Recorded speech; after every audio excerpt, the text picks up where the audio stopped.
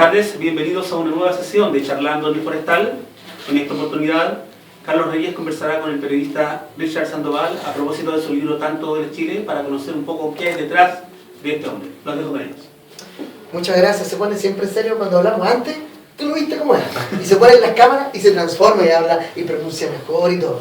Oye, Richard, quiero leer un poco acá la biografía tuya que aparece acá en el libro de Libros de la Mujer Rota, Tanto duele Chile, que es el libro que nos convoca hoy día.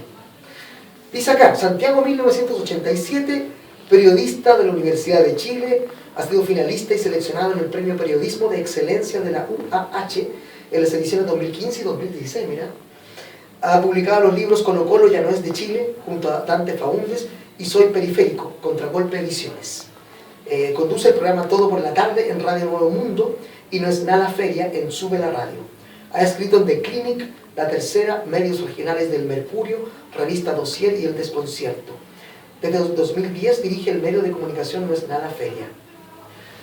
¿Por qué dirigir medios de comunicación alternativos? ¿Qué necesidad hay ahí? ¿Por qué necesitamos tantos medios alternativos? Ahora es lo que hablamos recién aquí con un amigo que está acá, que también es de una radio de internet.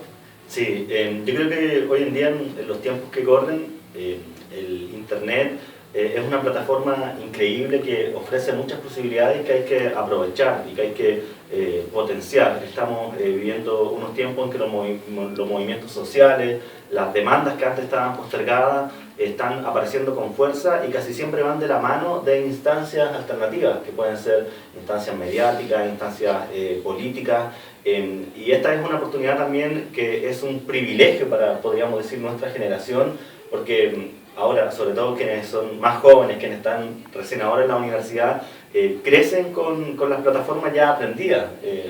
Son nativos digitales, sí, como se dice. En cambio, por ejemplo, mi generación, que yo tengo 30 años, tuvimos que aprender a ingresar a un blog, a manejar una plataforma. Y, claro, el Fotolog. Claro, el Fotolog, el Twitter, claro. Era ya un desafío. Entonces, el Twitter ya era como complicado. Claro, ya, de hecho, para la gente mayor, por ejemplo, que usa Facebook, el Twitter no lo entiende. Es un desafío, claro. La lógica del retuitear, del responder, del mensaje interno.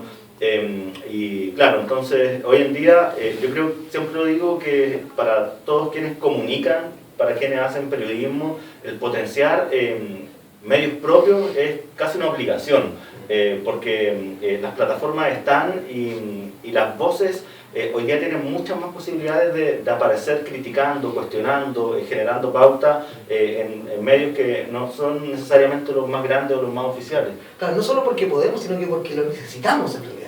Claro, hay una necesidad respecto de decir verdades o hacer reclamos de diferentes mundos. Hoy en día, en la cultura que vivimos de internet, hay mucho espacio para los nichos.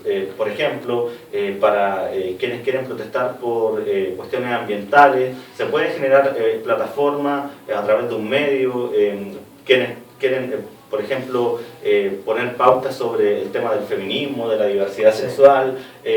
Hay una posibilidad de generar pauta, como lo han hecho muchísimos medios que nacieron como blogs independientes, a veces de una persona, de dos personas, y hoy día son proyectos mucho más sólidos, que interpelan y que generan discusiones. Medios como, por ejemplo, En Mi Fiesta, medios como... se puede también señalar a Posta como un medio independiente, sí. Que son medios que pueden invitar a una conversación, a un debate, y que nacieron de una o dos personas y hoy en día son plataformas más independientes, sí. Oye, cuando uno lee tu libro, bueno, me informé por ahí, me contaban que era una especie de proyecto al que se te invitó para hacer algunas crónicas urbanas, y que ese proyecto no funciona y que se convierte luego en este libro. Claro, a mí me invitaron de un diario a escribir crónicas que iban a ser publicadas 2 veces a la semana, algo así. Después no funcionó ese proyecto porque el director del diario se fue, quedó ahí estancado, y yo me quedé con ganas de hacer crónicas. ¿Habías hecho antes? ¿O no mucho? No tanto, no me había dedicado a hacer crónicas. Muchos de mis textos que son columnas, a veces son crónicas también. Sí. Hay un código que se combina. porque hay un punto de vista que es lo clave para una columna de opinión, pero también hay mucho de descriptivo. Sí. Esa idea de lo descriptivo siempre ha estado presente en mi escritura, pero al asumir derechamente que uno va a hacer crónica, es decir, que uno va a desaparecer como personaje, es otro el camino que toma la pluma. Cuando lo escribiste, ¿hubo en tu mente un norte, un autor, una autora que tú dijiste, yo quisiera llegar a ese nivel, o admiré tanto a este otro, a esta otra, que me gustaría seguir en esa senda? Yo creo que el libro tiene varios colores, y hay espacios que son más poéticos, podría decirse, sí, más íntimos, más líricos, más que apelan a la generación de una atmósfera, que es de alguna manera apelar también a la generación de belleza. En ese sentido, yo me conecto mucho con la sensación que genera una lectura poética de Jorge Tellier, por ejemplo. Y en cuanto a otras esferas que tiene el libro, que son más de crónica descriptiva y de reclamo y de muestra de ambientes, por ejemplo, de la infancia, de los barrios, me gusta mucho y me marcó mucho también para ir encontrando un estilo lo que hace Lira Masi, autor de los años 70, 60, que escribía en diarios como Clarín, Puro Chile, sí, y que tenía también una apuesta constante por el desinhibirse para mostrar cuestiones que a veces pueden llevar a la emoción nostálgica o a veces a la indignación. Sí.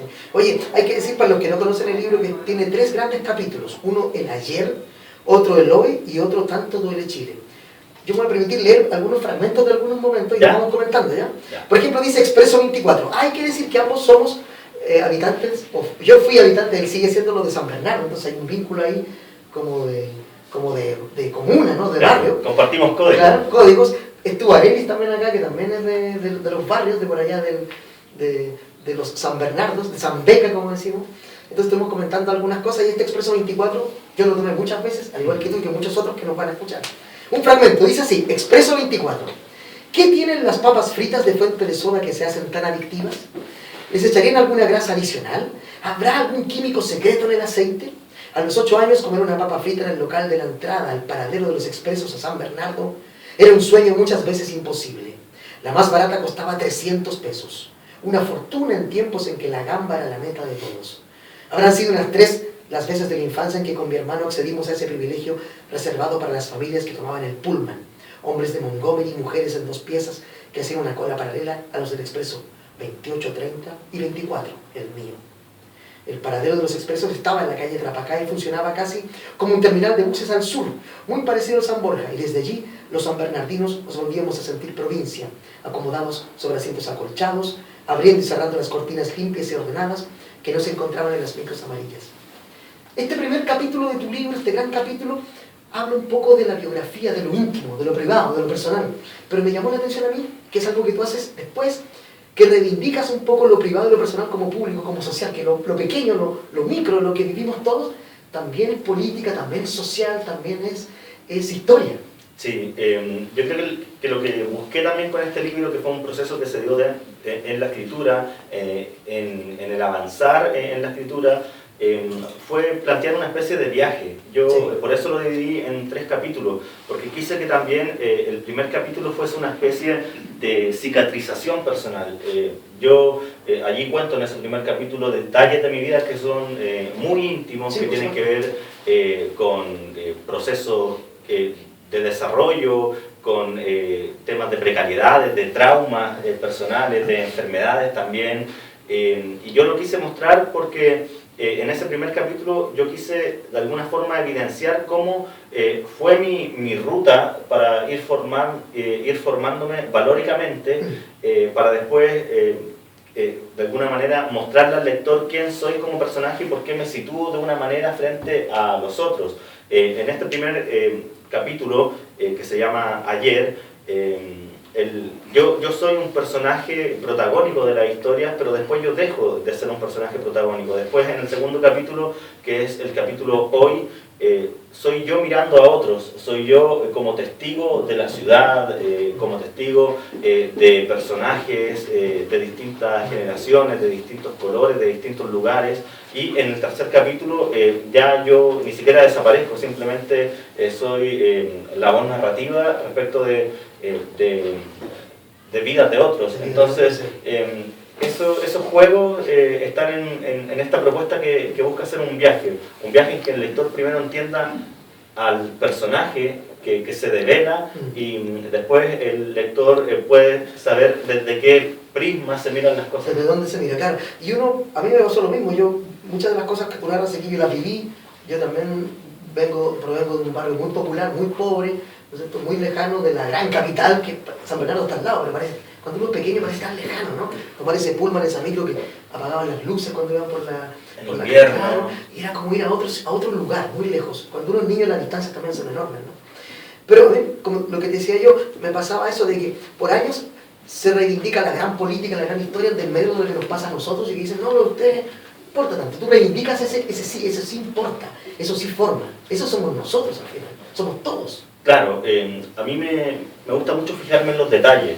Yo creo que los detalles son los que permiten a veces tocar la fibra para generar una emoción, para generar una empatía, por ejemplo.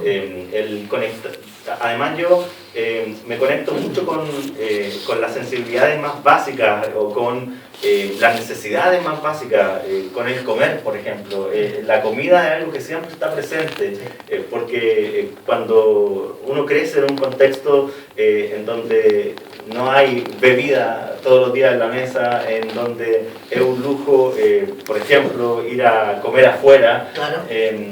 Hay una relación con el alimento, con, por ejemplo, lo que se describe allí con los completos, con las fuentes de soda, con las papas fritas, que a uno lo marcan. Entonces, por ejemplo, cuando uno iba a comer una papa frita con pollo asado local, Sí. Afuera de la casa, esos son recuerdos que a veces marcan para siempre, y uno tiene las imágenes. Y eso es finalmente lo que construye una identidad, lo que construye un relato, las imágenes que va quedando. Bueno, si era tu intención provocar, yo creo que se logra. Y no creo que se logre solo conmigo, que compartíamos una misma comuna, sino que creo que eso lo comparte gente que a lo largo de todo el país sufrió, padeció o vivió cosas semejantes, ¿no? Muchas veces. Sí. Oye, hay otro texto, sigamos en el ayer, dice, hay dolor en la pubertad y en la adolescencia. No sabemos muy bien quiénes somos, qué nos gusta, quién nos gusta, pero el mundo se nos viene encima. Hay que tomar decisiones, hay que irse solo al colegio, hay que enfrentar asaltos que nos trauman de por vida en micros oscuras, hay que asumir tetas y vellos que no queremos, hay que comprarse un compact o un cassette, y hay que aprenderse las letras, hay que comprarse parches de bandas gringas, hay que ponerse poleras de Radiohead o Nirvana, pero también hay que tener amigos, y hay que entrar al grupo como sea. Como no todos somos bacanes, a veces hay que entrar como el weón, el chistoso, el que hace caso a lo que digan, los que ya saben en guitarra el cancionero completo de Soda Stereo y Los Prisioneros. Hay que entrar o la pena va a seguir creciendo, porque el mundo se sigue viniendo encima y hay que sobrevivir. Ahí tú relatas un poco, claro, tu paso por la adolescencia, que siempre es traumático para todo el mundo, ¿no? Entonces, Sí. no creo que haya nadie que no haya sentido esos dramas de adolescentes que son en su momento gravísimos, ¿no? Claro. No ir a la fiesta es un drama. Sí. Yo ya asumo ese día, ¿sabes qué? No voy a ir, hoy día estoy cansado. Y antes hay que ir a como de lugar. Sí, es terrible ese proceso porque Sí. finalmente uno no termina por empoderarse finalmente de quién uno es. Está en constante construcción la identidad. Entonces allí se cruzan muchos elementos dentro del colegio, por ejemplo, cuando hay cambios de colegio. Yo creo que una cuestión clave que relato en el libro y en ese capítulo que se llama Ayer es el pasar de un colegio que es la enseñanza básica, que Sí. queda a cuadras de tu casa, Es un drama. al colegio de la enseñanza media, que es ya un primer impacto, un primer choque cultural de encontrar gente distinta, de lugares diferentes, de posiciones sociales, económicas diferentes, y allí de alguna manera se expresa el primer desafío, encima cuando uno tiene 14, 15 años, de encontrarse con otros, y en ese encontrarse con otros se dan situaciones que pueden ser dramáticas, Sí, como por por supuesto. ejemplo que todos tus compañeros de curso sean fans de Soda Stereo, y que uno no cache ninguna canción de Soda Stereo, ya quedáis te aísla del grupo. Claro, ¿sí? y quedáis como ignorante, como tonto, te da pudor, te da vergüenza, pero hay que entrar de todas maneras porque si no te vas a quedar solo y todo ese proceso es de mucha fragilidad de alguna manera. Ahí uno entiende después qué tanto apoyo, qué tanto cariño necesitamos todos en esa fase de nuestras vidas, ¿no? Sí, sí. Recuerdo a Morrissey, ¿no es cierto? Decía, cuando estaba con los Smith, decía que para él la época de verdad que forjaba a todo el mundo es la adolescencia, porque no en vano todas sus letras están dirigidas a los adolescentes principalmente. Y eso es increíble porque yo creo que la adolescencia, esa etapa entre la pubertad y la adolescencia, hasta que uno ya se siente independiente, fija el destino valórico, identitario de todas las personas. Si uno sufrió en torno a elementos que, no sé, pudieran haber sido bullying, o soledad, o distancia, o pobreza, eso te marca hacia el futuro para siempre, en cómo uno se va a relacionar para sanar esos traumas hacia adelante. Y allí pueden haber múltiples opciones para de alguna manera cambiar y sanar esos traumas. Hay gente que cambia absolutamente su forma de vida, que se olvida absolutamente de sus compañeros del colegio.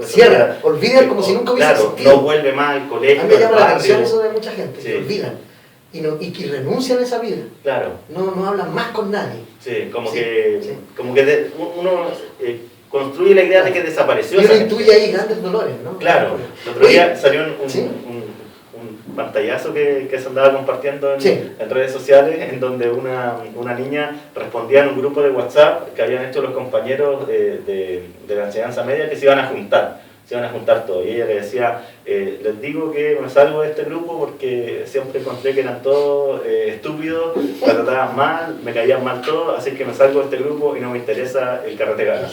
Entonces ahí se da un poco eso, ¿no? Cómo uno asume sus traumas en la etapa de la adolescencia, pubertad, para salir adelante, porque es una obligación también salir adelante. Hay que decir que Tanto Duele Chile parece un título así como pero es un libro muy emotivo también, ¿eh? Yo cuando lo lean los invito a hacerlo, van a encontrarse con momentos muy dramáticos, ¿no? Por ejemplo, hay una historia muy hermosa que es tuya, en La Oreja de Van Gogh, ¿no? Que voy a leer un fragmento breve, cortito, dice: 6 años después ya estaba trabajando y borracho una madrugada fría después de un carrete me dio por llorar. Escuché Cuéntame al oído y la playa y me dio por llorar. Recordé todo lo que había sufrido, todo lo que me costó ser, no alguien, sino simplemente ser. Resistir la nariz al medio ambiente, mantener firmes mis ojos frente a lo desconocido, dominar la ansiedad ante lo diferente y caminar solos a lo que me gustara. Pensé otra vez en mi papá. Todavía estaba enojado, le exigía gritos al medio del parque Bustamante que se apareciera. Le dije que no le tenía miedo, que quería verlo, quería pegarle fuerte en las clavículas para luego abrazarlo, quería pedirle que nunca más nos dejara solos, quería decirle que ya estaba grande y que nunca más iba a llorar. Quería decirle que había sobrevivido, porque había sobrevivido. ¿Y sobreviviste? Sí. Aquí estás. ¿Qué dicen? Sí, esa imagen, cuando yo quise escribir ese texto, estaba escuchando La Oreja de Van Gogh, simplemente, porque es un grupo que me gusta, que ha estado muy presente en etapas difíciles de mi vida, y en un momento escuchando la música entré como en esa atmósfera podría decirse, de inspiración que a veces a uno le llegan cuando escribe, y sentí la necesidad de hablar sobre La Oreja de Van Gogh. Sí. Y inmediatamente me trasladé a esa imagen. A ese momento. Sí, a ese momento en la noche llorando, y allí escribiendo yo descubrí que ese momento había sido el momento clave de la cicatrización. El último momento en que lloré por este trauma, por esta rabia que los niños, los adolescentes a veces no pueden explicar de por qué todo el resto tiene un papá, una mamá, una familia consolidada, un buen ingreso económico, y uno no. Y eso cuesta mucho entenderlo para poder finalmente olvidarse del trauma como un factor en cómo tú te vas a desenvolver en la vida. Entonces allí apareció en el proceso de escritura esa imagen, y yo creo que por eso ese texto es tan clave. ¿El ayer fue lo último que escribiste, o fuiste escribiendo de cada uno de los capítulos indistintamente, o hubo algunos que los cerraste completo y luego acometiste el siguiente? iba escribiendo todos los textos dependiendo del momento emotivo en que yo me sintiera a la hora de escribir, y después lo fui ordenando. Y después creaste el ayer y el hoy. Claro, ¿Ah? ¿Eso surgió sí. después o ya estaba en tu mente al principio? Estaba en la mente en el proceso en que yo estaba escribiendo, porque yo para escribir aprovecho mucho las emociones, y eso yo creo que se nota en los diferentes textos, porque hay textos que te trasladan a una nostalgia, a un dolor, a una esperanza, y hay otros que te trasladan hacia la observación, hacia lo jocoso, hacia lo erótico, hacia el placer. Por ejemplo, en todo este proceso, una vez me junté con mi hermano a tomar una cerveza en una fuente de soda, y empezamos a conversar sobre, había un señor tomando solo, sobre el tomar solo.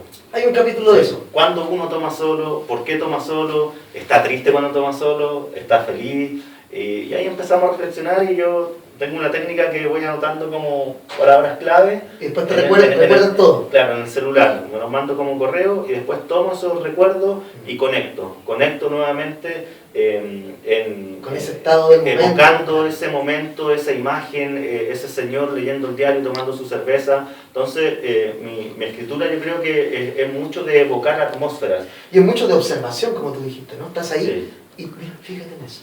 Sí. Yo estuve, cuando leí ese texto, recordé justamente hace 2 semanas estuve en un boliche y vi un señor en esa misma actitud. Y yo dije, miren, el tipo estaba mirando a la nada y se quedaba largos minutos y nadie hablaba con él no hablaba con nadie. Sí.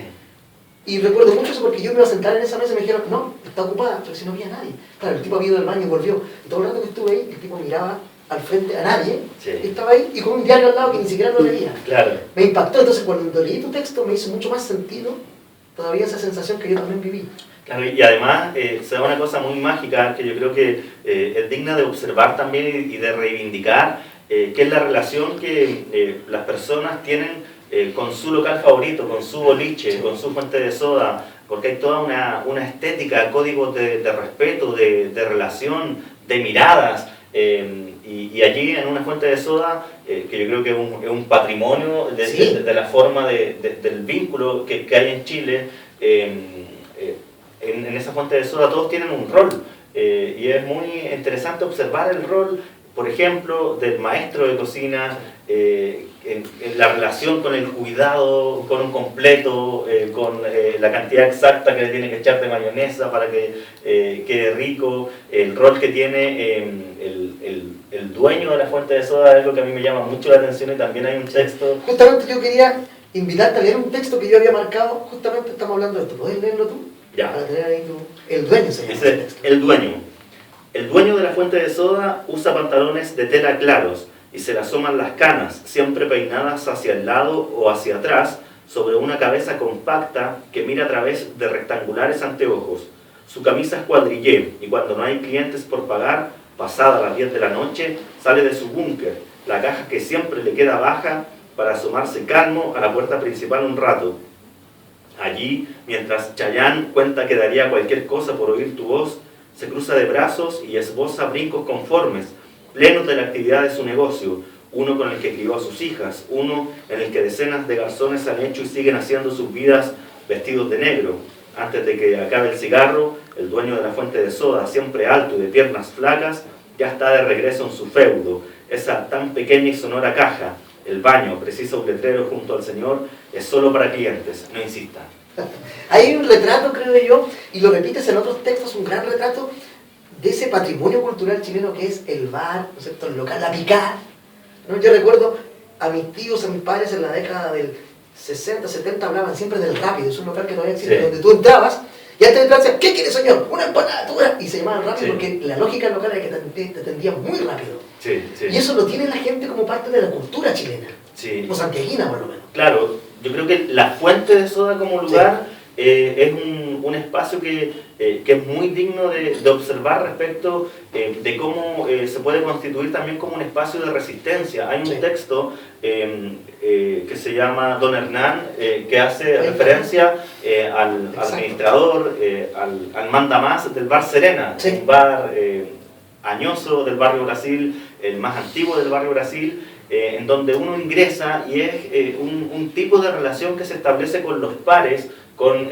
quien te atiende, de otro tiempo. Por eso hablo de espacios de resistencia respecto de cómo te obliga y cómo te plantea este modelo neoliberal de consumo, de relaciones express, de compras express incluso para alimentarse, y el espacio de resistencia de un bar plantea una fraternidad con una con el complicidad, otro, una claro. complicidad, se permite la charla, Sí. la idea de la tertulia, por ejemplo. Claro, y que no te echen porque no has consumido más. Claro. No pasaba eso ahí. Y por ejemplo, en el mismo Bar Serena uno va solo, se sienta en la barra o en una mesita y de la nada empezáis a conversar con gente de la más diversa pertenencia, Sí. un profesor de matemática o un ingeniero, un obrero, alguien que es un vendedor, y todo se rige por las normas que plantea Don Hernán. Sí. Entonces, o sea, si en algún momento hay que poner orden. Hay un código ahí. Claro. Y si hay alguien que se está saliendo de madre, él lo paga. Claro, Sí, y el sí. señor tiene 80 años y todo el mundo lo respeta. Y eso pasa también en otras fuentes de soda, donde el garzón lleva 20, 25 años y ya sus clientes son prácticamente amigos. Claro, y esos lugares en que uno entra ya, lo de siempre, Richard. Sí. Entonces ya sabes lo que te gusta comer, qué te gusta tomar, esa atención que no existe en otros Claro. lugares, que es parte de nuestra Te cultura. has visto con diferentes parejas. Sí, claro, y hay silencio Claro. total, ahí nadie hará un comentario que perjudique tu nueva relación. Entonces eso es bonito, que te conozca, se produce una comunicación ahí horizontal. Sí, sí. Hay otro texto, pasemos a otro tema, dice, ¿saludas? ¿Se llama este? Dice así, el subterráneo del ciber-rebelión tiene un filtro rojo, misterioso, húmedo y asfixiante. Coquetea denso de este primer escalón que se baja con una paleta en la mano, la 15, la 21 o la 22. Es como meterse en una película anclada en un suburbio de ciudad oriental. Los rostros se ven difusos y los ojos se conectan en una complicidad de silencio. Se saludan en un código único que comienza y termina en las cabinas calientes, ansiosas, expectantes, siempre en la aparición de algún mensaje desde el sistema interno que conecte penes y computadores en una desesperada y viscosa cofradía.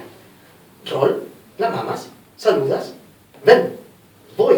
Y el 15 va y toca la puerta, al 12, deja ver su rostro, se agarra el paquete, saca la lengua. El 12 hace una mueca y cierra la puerta. No le gustó. Pone el pestillo y se sigue masturbando. Es verano y un pequeño ventilador batalla con metros cuadrados que pocos saben de aire. Llegó alguien al 25, avisa el chat, y una ventana se le abre el 15. ¿Me lo queréis meter? Saluda. ¿No? Otro texto, otra realidad. ¿No? Otra de esas historias que la gente a veces no conoce, pero que suceden en la ciudad, en Chile, en el mundo, ¿no? Sí, Otro tipo de relaciones. Y que funcionan, como dice en ese mismo texto, en una atmósfera de movimientos rápidos, violentos, como es la ciudad, por ejemplo en ese mismo ciber, ¿no? Sí. En el primer piso la gente va a imprimir sus documentos Sí. de trabajo, sus currículum, y en el piso de abajo ocurren relaciones eróticas que son muy interesantes desde un punto de vista también, que lo planteó el crítico Vicente Montañez en la crítica que hizo la última noticia del Ya. libro, donde él señala que este libro plantea de alguna manera el tema sexual respecto de las orientaciones sexuales, de las identidades sexuales, como que la bisexualidad o la homosexualidad es algo normal. O sea, no es una cuestión... No hay un juicio. No hay Claro, un juicio. Tú hablas de eso simplemente. No se cuestiona, no es un problema. Claro, no es una crítica Claro, tampoco. no- ¿Qué no- hacen esta gente? No es un tema de debate tampoco, Claro. es simplemente... Otra de las realidades que refleja el libro. Y en ese sentido yo creo que el libro también tiene un tono generacional, porque la generación actual, yo creo, la de entre 20 y 30 años, es una generación que asume la diversidad sexual como algo absolutamente común. Más desprejuiciada. Sí, Como ya decía Charlie en los 80, decía, los que vendrán serán mucho más desprejuiciados, no les importará nada, ¿no? sí.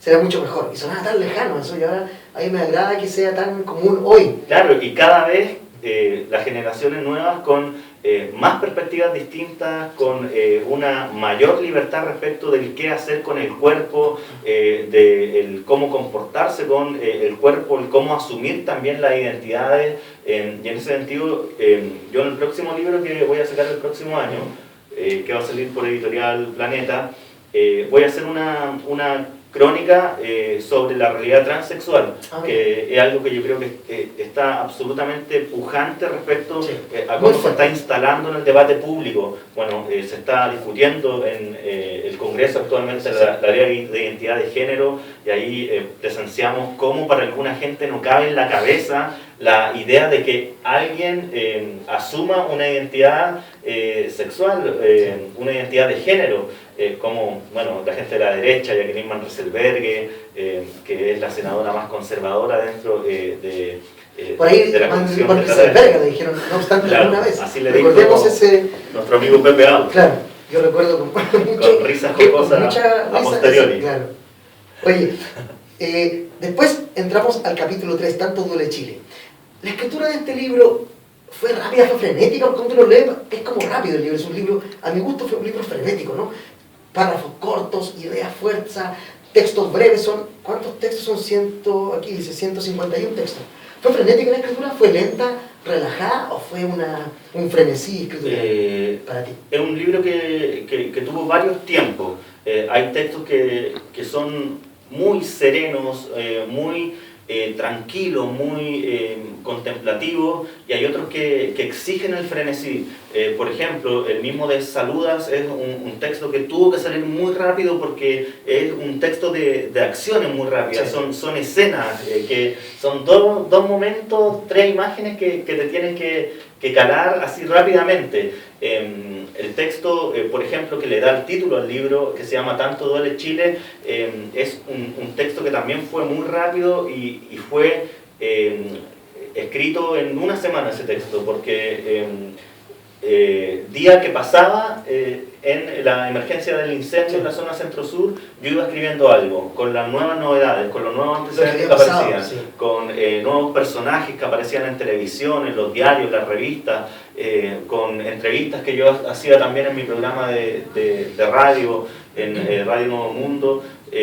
Yo iba configurando de alguna manera el impacto que implicaba una catástrofe como lo que estaba ocurriendo, y yo me planteé el desafío de a través de esa crónica tratar de entender la identidad chilena que se ha forjado y se sigue forjando en torno a tragedias como normalidad. Bueno, ese forjar o entender esa identidad chilena es un tema que recorre todo el libro, definitivamente, ¿no? Está claramente ahí, hay un intento tuyo y hay respuestas también, hay atisbos de respuesta, hay hallazgos, hay intuiciones, tratando de decir qué mierda somos, ¿no? ¿Qué somos a través de estos lugares que tú mencionas, de estas situaciones? Sí, y yo creo que, y por eso cierra el libro con el texto Tanto duele Chile, yo me quiero quedar con el rescatar también la capacidad de reacción que tiene el chileno común, el concepto de la resiliencia. Hay personajes tratados en ese texto, Tanto duele Chile, que son viejitos, señoras que, por ejemplo, en la séptima región, perdieron su casa con el terremoto del año 2010. Se les cayó la casa, se demoraron 2 años en parar la casa, y les duró 5 años su nueva casa porque ahora se la llevó un incendio. Y aparecían los señores en televisión diciendo, bueno, ya la paré una vez, la tengo que parar de nuevo, así que mañana empiezo a trabajar. Y como una normalidad. Entonces es una cuestión que asombra desde el punto de vista del cuero de chancho que se tiene, porque a cualquier persona en cualquier parte del mundo eso te puede devastar, te puede hundir, pero hay una chilenidad que ya tiene impregnado en el ADN la posibilidad de la catástrofe. Y de la sobrevivencia, que se recuerda que el texto, cuando hablan tu padre también le dice sobreviví. Claro. Ese de la sobrevivencia está también a través de todos los libros. Sí. La idea de la desprotección también, que por un lado se puede entender en Chile por las condiciones naturales del país, por los terremotos, por los aluviones, por los maremotos, y por otro lado la desprotección desde el punto de vista del modelo económico-político, Sí. que es otra de las claves que cruza el libro en Sí, general, es decir, un modelo económico-político neoliberal que no resguarda derechos, que no tiene derechos garantizados en salud, en educación, en reconocimiento del pueblo mapuche. Esas fragilidades permiten a veces muchas historias. Fragilidad, claro, sí, ¿no? como por ejemplo la historia de Juan Pablo Rojas. Claro, sí, que es muy bueno ese texto. Sí. Claro, y esa fragilidad que tú exhibes acá, que afortunadamente es una fragilidad y es una injusticia, una inequidad de la que Chile está discutiendo hoy. ¿Tú te sientes optimista frente a este Chile de hoy que está recién empezando a preguntarse más cosas que hace 20 años atrás? ¿O por el contrario de los pesimistas que dicen que no? Yo soy de los primeros, yo creo que es un buen momento. Yo creo que estoy muy optimista, pero también hay que tener un optimismo con apego a la realidad, porque por un lado efectivamente se están hablando todos los temas y se están poniendo en cuestionamiento los ejes del modelo, los ejes que son la previsión, el cómo los empresarios que son dueños de las AFP, algunos extranjeros incluso, son el centro del modelo de inversiones que sostiene al resto, al de no a nosotros, claro. precisamente. El sistema de salud se está cuestionando, el sistema de educación entró en un proceso ya de reformas que no va a parar, pero uno se pregunta, ¿no va a parar o va a parar? Porque Claro. las encuestas te dicen que el candidato número 1 hoy en día que está liderando es Sebastián Piñera, quien ya ha dicho que no habrá educación gratuita. Que no habrá educación gratuita en un momento, que iba a revertir el fin del copago y de la selección de la ley de inclusión, y uno se pregunta, ¿va a parar o no va a parar? Porque ¿en qué medida la fuerza social detendría a Piñera si sale presidente para que vuelva a imponer su lógica de que la educación es un negocio, un bien de consumo? Por ejemplo, hace pocos días dijo que no iba a avanzar más allá del 50% de la gratuidad que es la cobertura actual. Entonces eso yo creo que es ya un paso, ¿no? de decirle párele, porque anteriormente él había dicho cuando inició su campaña que estaba en contra de la gratuidad. Entonces yo creo que la fuerza social siempre va a ser la clave, la fuerza social, el movimiento social, la organización es la que permitió que se hablara de educación en el 2011, es la que permitió un cierto quiebre respecto de la normalidad del status quo concertacionista, derecha, y el movimiento social es el que planteó ahora el tema de la AFP. Por lo tanto, la activación permanente de la organización y del movimiento social es la clave para que esta esperanza no quede solamente como una sensación, sí, sino que también como un activo político. Lo que yo decía, que lo que me hace feliz es que la gente común, más allá incluso de la que milita en partidos políticos, ya tiene estos temas. Eso ya me hace feliz. Sí. Sabemos que el poder, ¿no es cierto?, los partidos políticos, la clase, la élite, por supuesto están siempre en contra de esto otro, y la historia de Chile está teñida de sangre justamente de ideas como esas, ¿no? Sí, sí. Si no funciona lo nuestro, golpeamos la mesa, hacemos golpe de Estado, matamos obreros, etc. Eso sabemos todos que es así, pero lo bonito es que hoy día pueden hacer lo que quieran, pero la gente ya tiene una voz propia, está pensando, y claro, eso es muy, muy hermoso. Ahora la pregunta es, ¿la gente que está pensando va a ir a votar o no Esa va es a ir la a votar? pregunta. Porque Piñera marca 24% de las encuestas, sí, y con eso le basta, porque sus votantes van a ir. Por supuesto, la derecha es obediente. No va a las mítines ni va a las marchas, no, pero vota con fuerza. Sí. Y al revés, ¿no es cierto? Al revés. Y no le importa además los criterios éticos, no tienen eso. estándares éticos. No, ya lo hemos visto, ¿no? Oye, a medida que avanzaba el discurso de Luisa, en el auditorio se iban activando llantos. Yo era una niña y contagia a 3 señoras. Abuelas dan alaridos mirando a un techo que no devuelve imagen. Viejos fuertes, de esos que quizás nunca habían llorado, se suman a una escena que desarma. Son 81 jóvenes, adultos, 81 presos asesinados por un Estado que los hacinó y no los proveyó de agua. Los que se muestran dolidos, invisibles, esta tarde de octubre. Los relatos se hacen imparables, una avalancha de verdades ocultas. Este es el texto de El Bozarrón de Luisa, ¿no?, aludiendo a la madre de los hermanos Toledo, ¿no sé? Así es, Toledo. Tengo el placer también de conocer.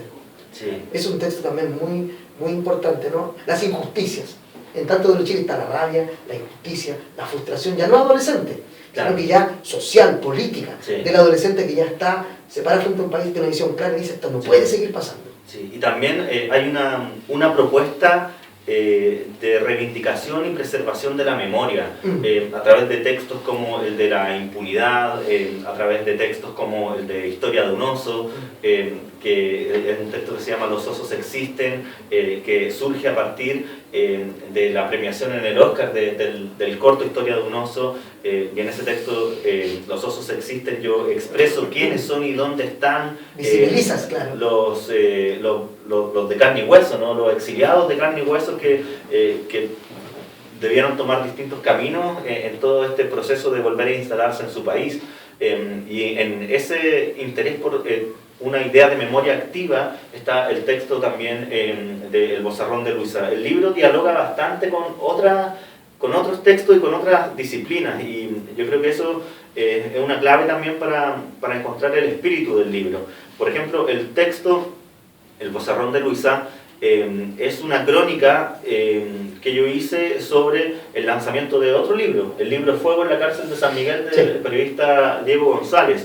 Y en ese lanzamiento él iba a comenzar a leer los nombres de los 81 presos para que todo el público dijera presente. El público era en un 90% puros familiares de los presos.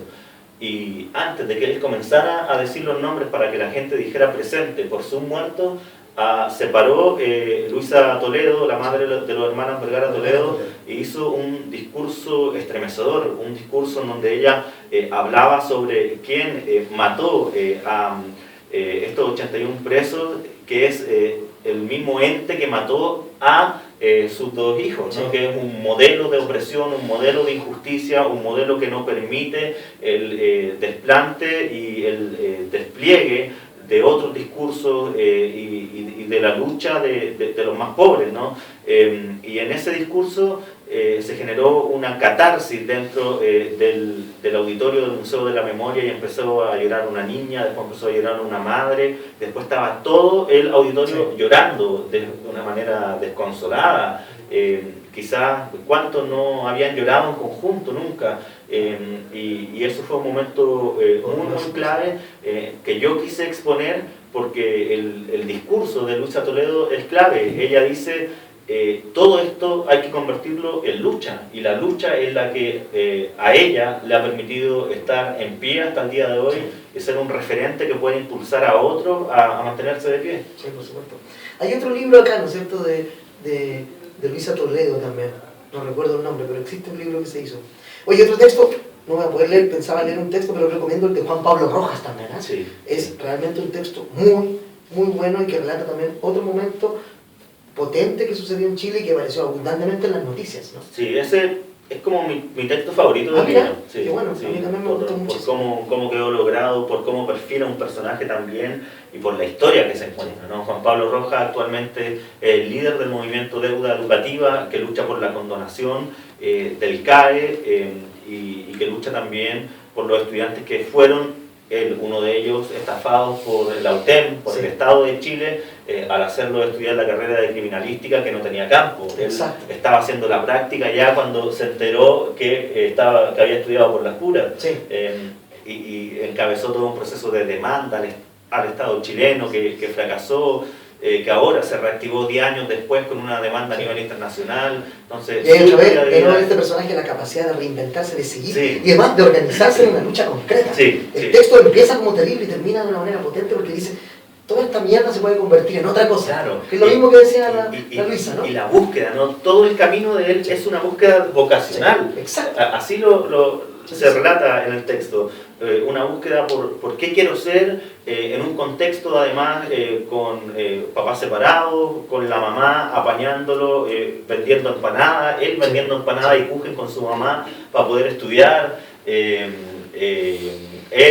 también cortando el pasto, incluso estudiando de noche, trabajando de día. Es decir, una constante lucha por encontrarse a sí mismo también. Porque y cuando finalmente se encuentra, resulta que su carrera va a la mierda y tiene que hacer otra cosa. Entonces es increíble su historia. Y donde finalmente se encuentra es la lucha, ¿no? En el encuentro con otros. En la organización con otros, en la solidaridad. Y entonces yo creo que la clave de ese texto es que es una clave del libro también. La lucha, el reaccionar, la búsqueda identitaria tiene finalmente un solo objetivo, que es la felicidad.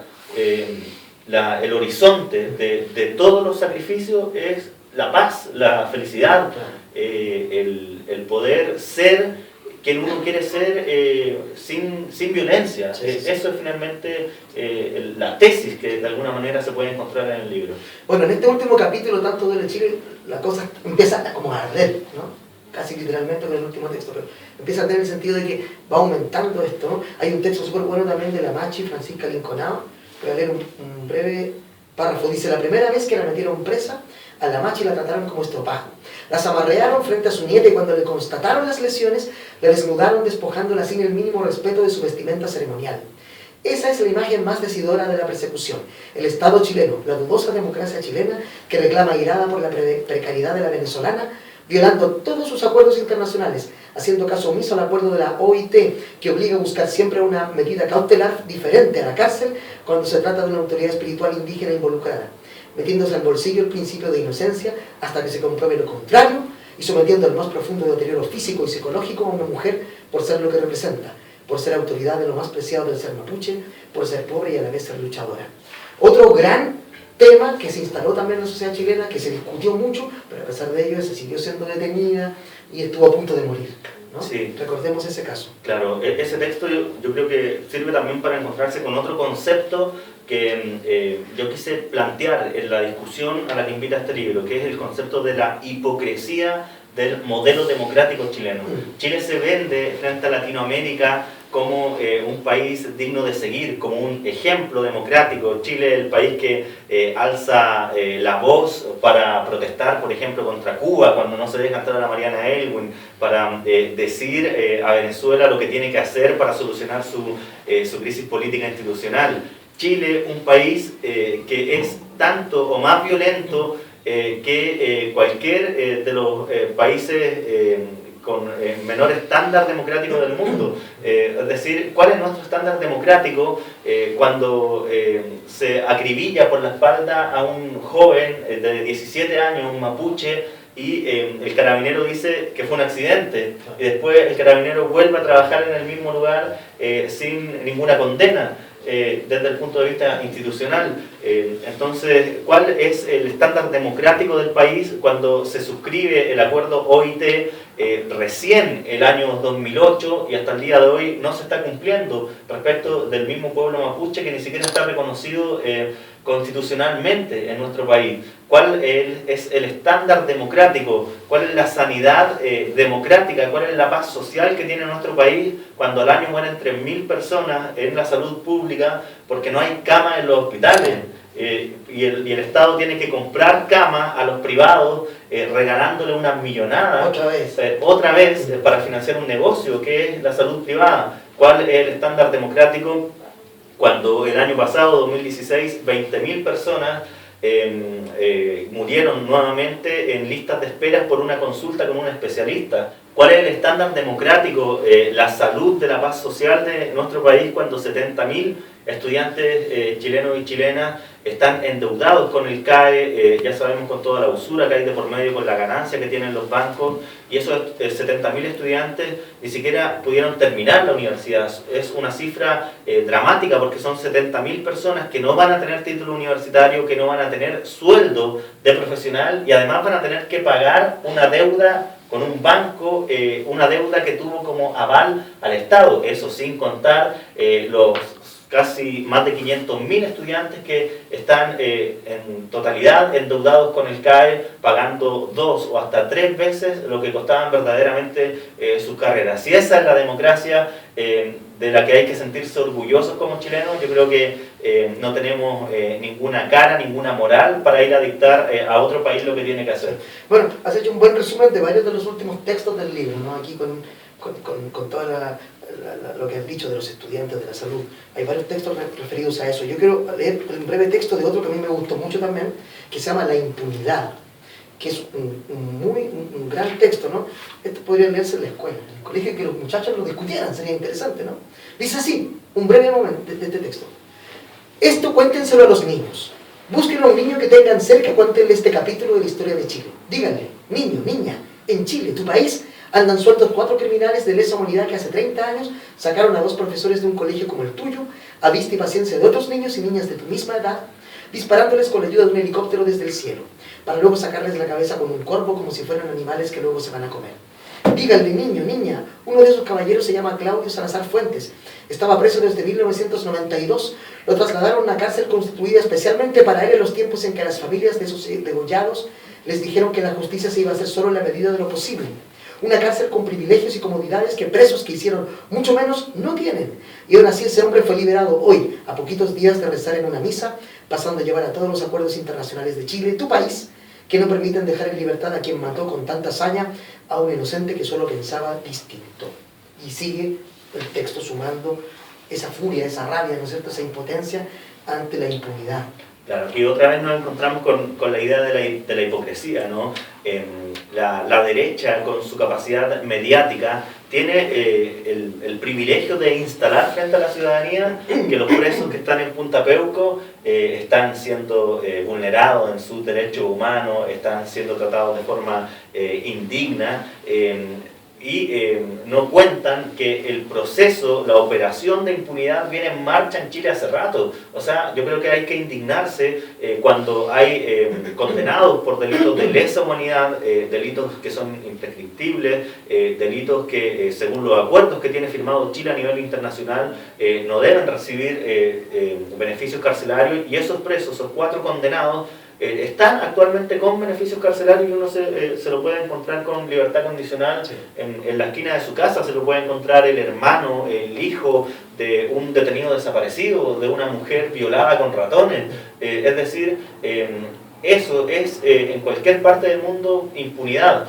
y hay un proceso, una escalada de la impunidad que está en marcha en nuestro país, que ha llevado incluso a involucrar a sacerdotes como el cura Montes, que han participado en lo que se denominó la Misa del Perdón allí en Punta Peuco. Y eso yo creo que no se debe permitir. Mucho de este libro también surge del contacto con organizaciones. Yo me contacté muchísimo con la agrupación de familiares de detenidos desaparecidos. Fui el año pasado, en la previa del 11 de septiembre, a una de las marchas que ellos hacen todos los días viernes frente a la Moneda, exigiendo el cierre de Punta Peuco. Y allí uno se encuentra con las personas de carne y hueso que tienen a sus familiares aún sin encontrar, que tienen generaciones traumadas por el desconocimiento de los cuerpos de sus seres queridos por simplemente pensar distinto.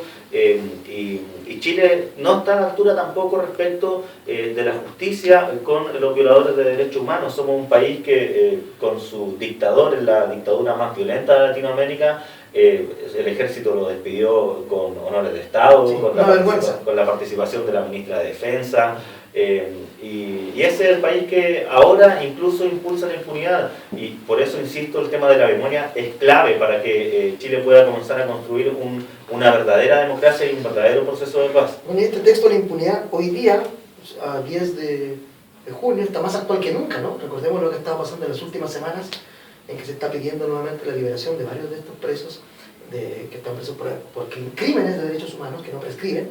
Es un tema candente ahora que se está discutiendo en este momento. O sea, esto que escribiste quizás hace un año atrás o un poco más, no está en el olvido, está más presente que nunca. Claro, porque también estamos siendo testigos en Chile, como en buena parte del mundo, de la derechización de los campos políticos, ¿no? Hoy en día la derecha es más de derecha que hace 5, hace 10 años, porque como existe un desapego generalizado a los sistemas políticos, la derecha apuesta por afirmar esa fidelidad, esa lealtad que tiene el votante de derecha, que es xenófobo, que es homofóbico.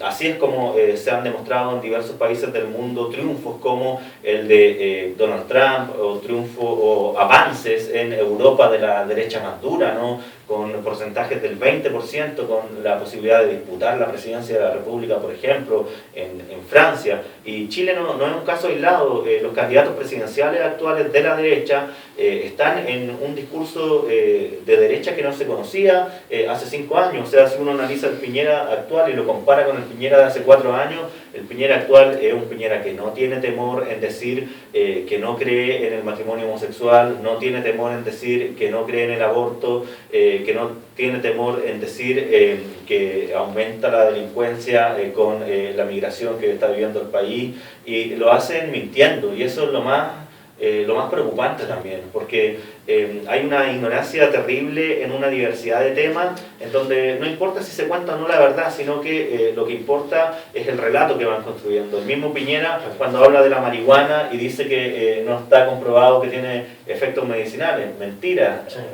O el mismo Piñera, cuando se refiere al aborto y plantea unas discusiones absurdas respecto de la inviabilidad del feto y lo compara con un niño síndrome de Down. Mentira, ignorancia, desconocimiento, y con eso hay que tener mucho cuidado. Sí.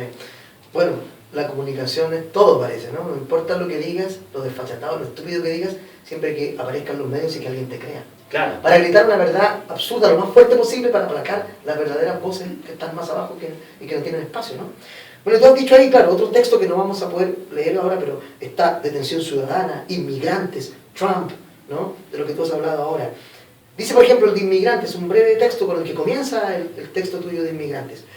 ¿Cómo la derecha chilena puede ser tan vil, mezquina y desprovista de tanta humanidad como para no comprender que con su ofensiva xenófoba, con la instalación en todo el país de la idea de odiar al inmigrante, de desconfiar del negro, no hace más que dañar, que potenciar la orfandad, la sensación de inseguridad y soledad que vive el haitiano, que no habla una sola palabra de español y que aún así, despojado del lenguaje, de lo más elemental de una persona para sobrevivir en una jungla, que es una ciudad, recorre las calles de Santiago limpiando la basura, recogiendo la mierda que los chilenos más embrutecidos reforzamos?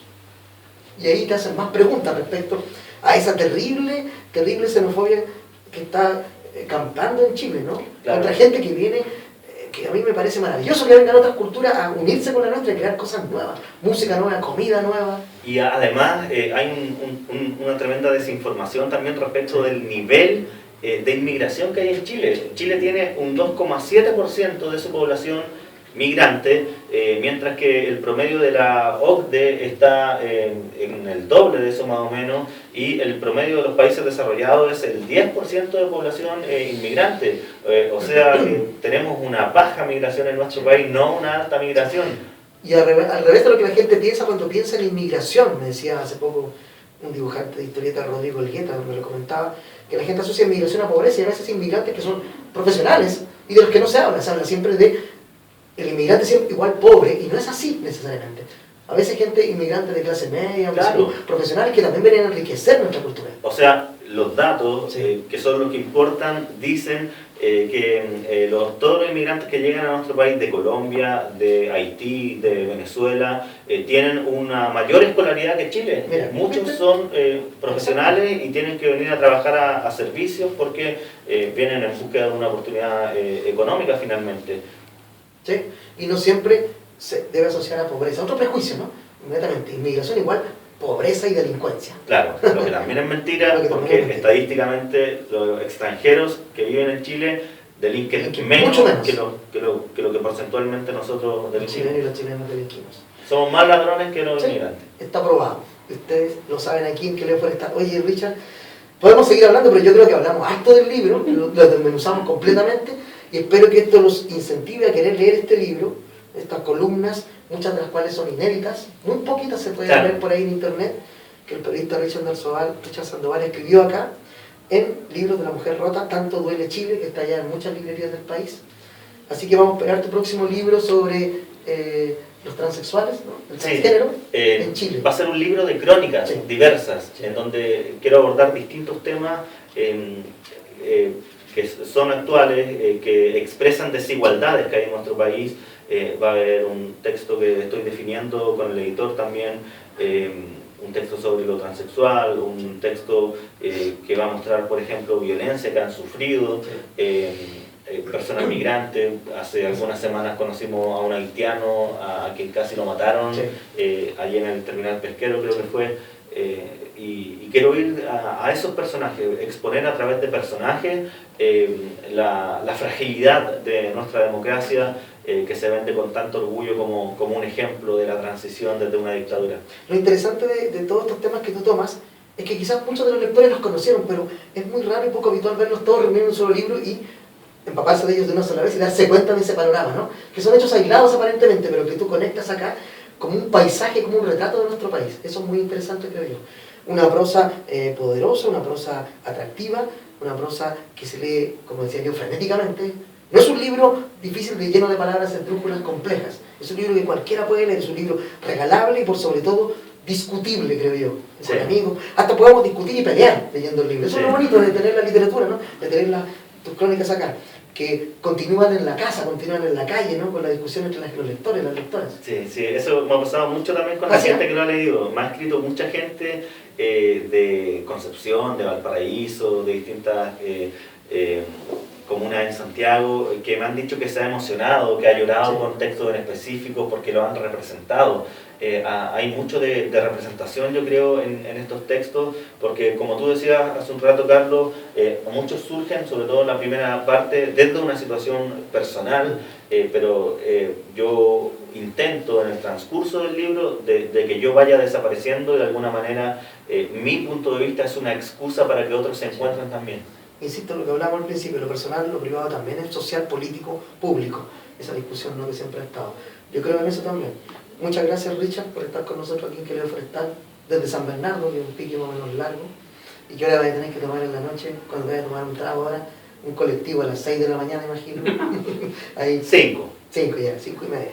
Bello, muchas gracias, Richard, gracias, por venir con nosotros, y a ustedes les agradecemos también que estén acá, y a la gente que nos está viendo por internet. Recuerden, todos los días sábados, a eso de las 19 horas, si es que no hay un comunicado nuestro de que se cambió la hora o el día, siempre estaremos aquí en el búnker de la Queleo Forestal con estas conversaciones sobre literatura, historia, política, arte, teatro, música, lo que sea. Nos vemos en otra charla en Queleo Forestal. Muchas gracias.